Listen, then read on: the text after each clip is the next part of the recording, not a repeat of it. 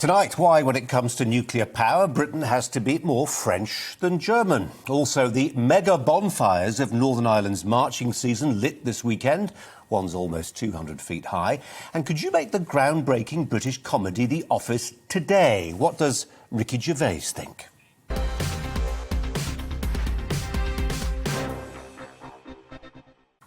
Hi there. This week, an anniversary Britain would rather forget. 20 years since some of the worst violence on the mainland in decades. The setting was my home city of Bradford.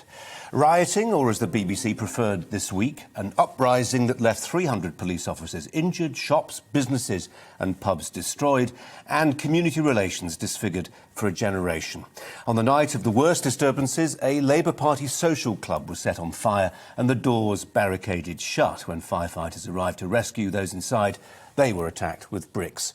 That nobody died was a miracle and a function of what became a massive police operation to quell the violence involving 1,000 officers in riot gear. Well, like many Bradfordians, I felt those events in the summer of 2001 were brushed under the carpet, which is probably unfair. The courts made an example of 200 rioters. The long sentences they handed down may well have deterred a repeat of the violence. As a journalist, it's a story I've kept returning to. Partly that's because what happens in Bradford matters. Far from being the northern mill town it was routinely described as by London-based headline writers, Bradford is Britain's 7th largest city.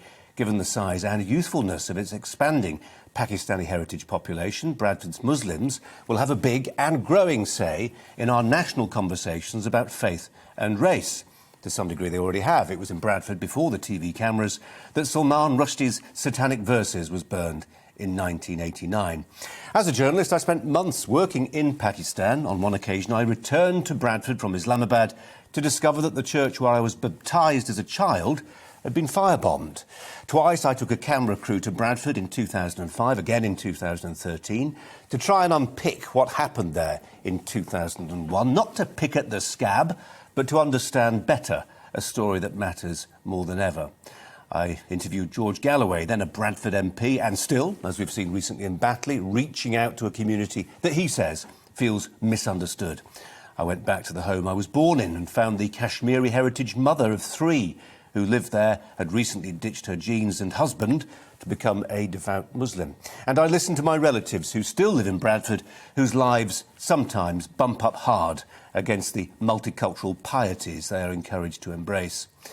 Will there be a repeat of the riots? I've absolutely no idea, but then nor did Herman Ousley, the former chairman of the Commission for Racial Equality, who wrote a report on race relations in the city.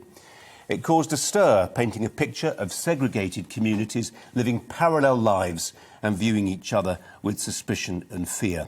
People assumed that because the report's publication came just after the riots, it was informed by them.